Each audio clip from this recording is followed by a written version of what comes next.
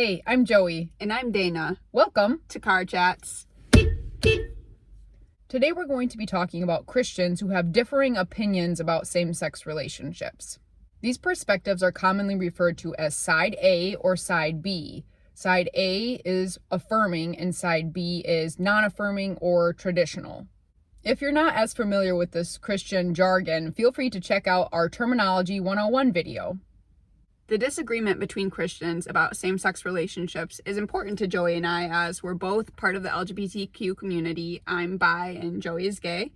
And we both know many people in our lives who are Side B. In fact, we grew up believing the Side B perspective. Over time, Joey and I have learned a lot, changed, and grown, and we're now both affirming of same-sex relationships and think that God is too. For us, it's not an option to just cut out non-affirming people from our lives because that would mean losing a bunch of very important relationships. We also would prefer not to cut people out of our lives in general because we both really do believe in the power of relationships and loving people well in spite of differences that we may have. Our Christian faith also teaches us that we all need grace and that we should all be striving to extend grace to everyone around us. That being said, it's very important to acknowledge that in our immediate circle, most of the Side B people we know are very kind, generous, and loving. So for us, it's pretty easy not to want to cut anyone out of our lives because we don't have really toxic people telling us that we should be living our lives differently. Right. If you're part of the LGBTQ community and you have people in your life who are non-affirming or homophobic and they are causing you harm, we are not telling you that you need to stay in relationship with those people. All relationships require healthy, good boundaries in order to be mutual and beneficial for both people. If you're part of the LGBTQ community and you need to establish boundaries with people in your life so that you are not constantly immersed in toxicity, then you need to do that. Mm-hmm. It's all about knowing yourself and what you need to stay holistically well. We understand that striking this balance in relationships is walking a very fine line. Humans need to be in relationships, but it's also very hard to be in relationship with someone who is opposed to a very core part of who you are, or disagrees with that part of who you are, thinks it's wrong or disordered or somehow bad. One of our biggest problems with Christians who are Side B or not affirming is that they tend to treat the LGBTQ debate as if it's an abstract theological concept. What that misses is that these views are impacting real people. It's not just in the intellectual realm. As LGBTQ people, it's hard to hear ourselves referred to as an issue all the time. In our opinion, one of the biggest threats to treating other people well and lovingly is dehumanization. Dehumanizing others isn't always obvious, but it often starts with using language that others people. When we treat others as a mysterious, scary them, it's easy to then begin dehumanizing them. Too often in Christian debates about same-sex relationships, people talk as if there aren't LGBTQ people in the room, which is so harmful and hurtful. A small example of othering people in the LGBTQ community is referring to people as homosexuals or gays.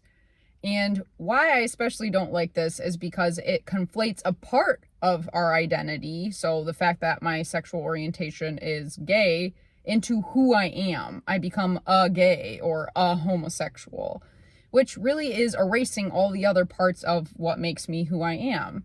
The other ironic thing about that, especially coming from Christians, is that people in the LGBTQ community are often told that they shouldn't be even identifying as gay because they're making their whole identity about their sexuality. So it's ironic when some of those same Christians are identifying us only by our sexuality. Our hope is that all people on any side of this conversation can be approaching it with humility, grace, and an understanding of the way that their words and actions affect real people.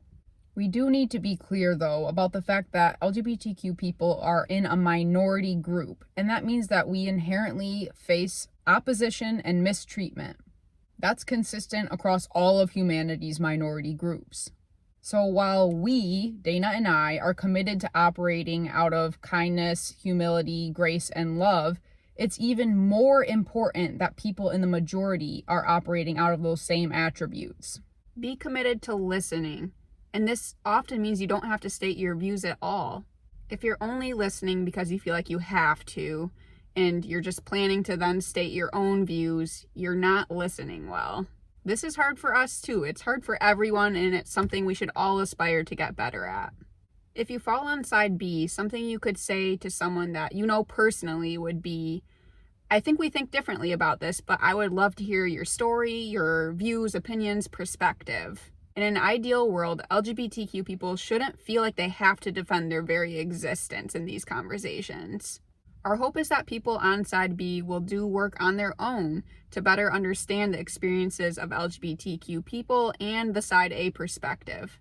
It's really hard when it becomes the LGBTQ person's responsibility to educate.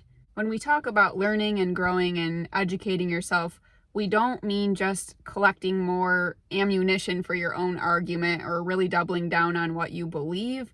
We mean truly seeking to better understand the other perspective. Something that continually frustrates me is when non-affirming people want to lay out all of their arguments about why they're not affirming when I already know all that. I was raised in a non-affirming world, and you rehashing all of those details with me is not going to convince me. I understand what you believe and why you believe it. I just disagree with you. Even your very, very best, well-researched argument is not going to change my view. And I understand that that goes both ways. I'm not going to argue you into a different way of thinking about same-sex relationships. And I'm not going to try to do that. If anything, we know that when we change our views about things, it has to do with our own personal journeys of learning, growth, understanding ourselves and others better. And this is the crux of what we're trying to say here today, is that it's just so important to respect where everyone is at on their respective journeys, whether they're non-affirming or affirming, or if they're questioning what they believe about same-sex relationships. We just need to have grace and understanding and respect for where everyone is at on their journey.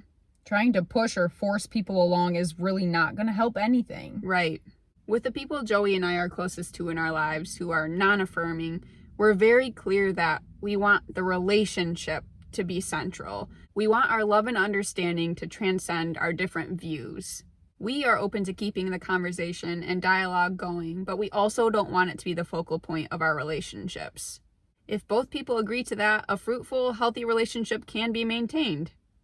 In summary, stop trying to win arguments, love people as people, not issues, and call yourself to a higher standard of love, listening, and grace. And on that note, go love each other well. Please do. Bye. No. Nope. I'm done. LGBT People. Dehumanize. Dehumanizing. Don't look at me like that. Just look. You looked at me like I was a speck of dust. Wait, my hair is just resting on my shoulder like a parrot. There she is. You're scary. Of the side peep. Side peep. What? Okay. That being said, it's very... This is going well. Acknowledge that... Why? Dana, get it together. Yeah. Whoa! Whoa!